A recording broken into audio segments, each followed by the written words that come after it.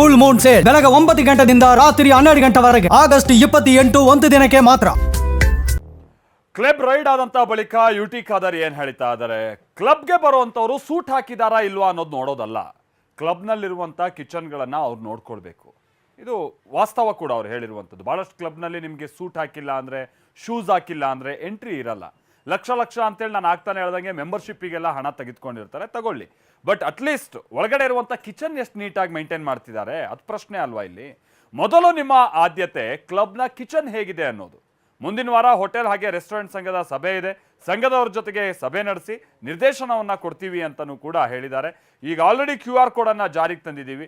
QR ಕೋಡನ್ನು ಬಳಸಿ ದೂರನ್ನು ಕೂಡ ಕೊಡ್ಬೋದು ಗ್ರಾಹಕರು ದೂರು ನೀಡಿದರೆ ಅಧಿಕಾರಿಗಳು ರೇಡ್ ಮಾಡಬೇಕು, ಇಲ್ಲದೆ ಹೋದರೆ ಅಂತ ಅಧಿಕಾರಿಗಳ ವಿರುದ್ಧ ಕ್ರಮ ತೆಗೆದುಕೊಳ್ತೀವಿ ಅಂತ ಆರೋಗ್ಯ ಸಚಿವ ಯುಟಿ ಖಾದರ್ ಹೇಳಿದ್ದಾರೆ.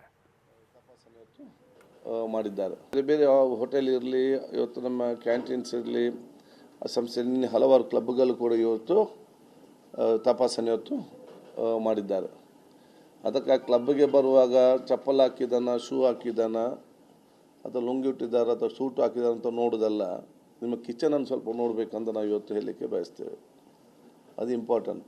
ಅವರ ಮಾಲೀಕರು ಮತ್ತು ಮ್ಯಾನೇಜರ್ ಮತ್ತು ಸೆಕ್ರೆಟರಿಗಳು ಯಾರಿದ್ದಾರೆ ಇದನ್ನು ನೋಡಬಹುದು, ನಿಮ್ಮ ಕಿಚನನ್ನು ಹೇಗಿದೆ ಅಂತ ನೋಡಿಕೊಳ್ಳಿ. ಅದು ಮೊದಲ ಇವತ್ತು ಆದ್ಯತೆ ಅವರತ್ತೆಲ್ಲ ಕೊಡಬೇಕು. ಎಲ್ಲ ಹೋಟೆಲ್ ಅಸೋಸಿಯೇಷನ್ನವರ ಒಂದು ಮೀಟಿಂಗ್, ರೆಸ್ಟೋರೆಂಟ್ ಅಸೋಸಿಯೇಷನ್ ಅವರ ಮೀಟಿಂಗ್ ಮತ್ತು ಇಂದಿರಾ ಕ್ಯಾಂಟೀನ್ಗೆ ಸಂಬಂಧಪಟ್ಟಾಗೆ ಸಂಬಂಧಪಟ್ಟ ಇಲಾಖೆಯ ಅಧಿಕಾರಿಗಳ ಮತ್ತು ಯಾರಕ್ಕೆ ಗುತ್ತಿಗೆಯನ್ನು ಪಡ್ಕೊಂಡಿದ್ದಾರೆ ಅವರ ಮೀಟಿಂಗನ್ನು ನಾವು ಇವತ್ತು ಮಾಡಿ ಏನೆಲ್ಲ ಇವತ್ತು ಕಳೆದ ಒಂದು 20-25 ದಿವಸ ಒಳಗಡೆ ವಿವಿಧ ಕಡೆ ನಾವು ತಪಾಸಣೆ ಮಾಡೋ ಸಂದರ್ಭದಲ್ಲಿ ಆಹಾರಕ್ಕೆ ಸಂಬಂಧಪಟ್ಟಾಗೆ ಏನೆಲ್ಲ ಇವತ್ತು ನಾವು ಕೆಲವೊಂದು ಲೋಪದೋಷ ಕಂಡು ಬಂದಿದ್ದೇವೆ ಅದೆಲ್ಲವೂ ಕೂಡ ಚರ್ಚೆ ಮಾಡಿ ಸ್ಪಷ್ಟವಾಗಿ ಯಾವ ರೀತಿ ಆ ಒಂದು ಹೋಟೆಲ್ನವರು ತನ್ನ ಕಾರ್ಯವನ್ನು ನಿರ್ವಹಿಸಬೇಕು ಅಥವಾ ಕ್ಲಬ್ಬಿನವರು ಯಾವ ರೀತಿ ತಮ್ಮ ಆ ಒಂದು ಕಿಚನನ್ನು ಮತ್ತು ಆಹಾರ ತಯಾರು ಮಾಡೋ ವ್ಯವಸ್ಥೆ ಮಾಡಬೇಕು ಎಲ್ಲ ಕೂಡ ಚರ್ಚಿಸಿ ಸ್ಪಷ್ಟವಾದ ನಿರ್ದೇಶನ ಕೊಡಲಿಕ್ಕೆ ನಾವು ಇದ್ದೇವೆ. QR ಕೋಡ್ ಮಾಡಿಕೊಂಡು ಇದರಲ್ಲಿ ಎಲ್ಲ ಕಡೆ ಪ್ರತಿಯೊಂದು ಕಡೆ ಕೂಡ ನಮಗೆ ಹುಡುಕ್ಲಿಕ್ಕೆ ಆಗೋದಿಲ್ಲ.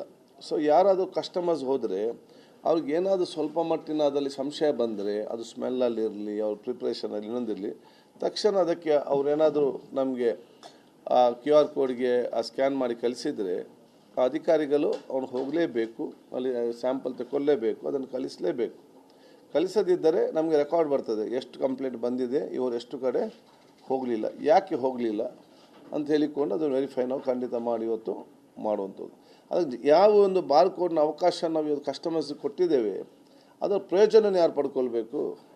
ಆ ಕಸ್ಟಮರ್ಸ್ ಪಡ್ಕೊಳ್ಬೇಕಲ್ಲ. ನಾವು ಇಂಡಿಯಾದಲ್ಲೇ ಫಸ್ಟಾಗಿ ನಮ್ಮಲ್ಲಿ ಫುಡ್ ಸೇಫ್ಟಿ ಡಿಪಾರ್ಟ್ಮೆಂಟ್ನವರು ಆ ಗ್ರಾಹಕರ ಹಿತವನ್ನು ನಾವು ಗಮನದಲ್ಲಿಟ್ಟುಕೊಂಡು ಭಾರತದಲ್ಲೇ ಪ್ರಪ್ರಥಮ ಒಂದು QR ಕೋಡ್ ಬಾರ್ ಕೋಡ್ ಕೊಟ್ಟ ಸಂದರ್ಭದಲ್ಲಿ ಅದನ್ನು ಉಪಯೋಗ ಮಾಡೋ ಜವಾಬ್ದಾರಿ ಸಮಾಜಕ್ಕಿದೆ. ಆ ಕೆಲಸವನ್ನು ಕೂಡ ಇವತ್ತು ಮಾಡಬೇಕಂತ ಕೂಡ ನಾನು ಹೇಳಲಿಕ್ಕೆ ನಾನು ಇವತ್ತು ಬಯಸ್ತೇನೆ. ಈಗ ನಮಗೇನಿದೆ, ನಮ್ಗೆ ಅವ್ರಿಗೆ ವ್ಯಾಪಾರ ಜಾಸ್ತಿ ಆಗಬೇಕನ್ನೋ ಉದ್ದೇಶ, ಅವ್ರ ವ್ಯಾಪಾರ ಕಡಿಮೆ ಆಗಬಾರ್ದು, ಜಾಸ್ತಿ ಆಗಬೇಕು. ಮತ್ತು ತಿಂದುವವರ ಆರೋಗ್ಯ ಕೂಡ ನಾವು ನೋಡಿಕೊಳ್ಬೇಕು, ಅದು ಇಂಪಾರ್ಟೆಂಟ್. ಈಗ ನಮಗೇನಿದೆ, ನಮ್ಗೆ ಅವ್ರಿಗೆ ವ್ಯಾಪಾರ ಜಾಸ್ತಿ ಆಗಬೇಕನ್ನೋ ಉದ್ದೇಶ, ಅವ್ರ ವ್ಯಾಪಾರ ಕಡಿಮೆ ಆಗಬಾರ್ದು, ಜಾಸ್ತಿ ಆಗಬೇಕು. ಮತ್ತು ತಿಂದುವವರ ಆರೋಗ್ಯ ಕೂಡ ನಾವು ನೋಡಿಕೊಳ್ಬೇಕು, ಅದು ಇಂಪಾರ್ಟೆಂಟ್.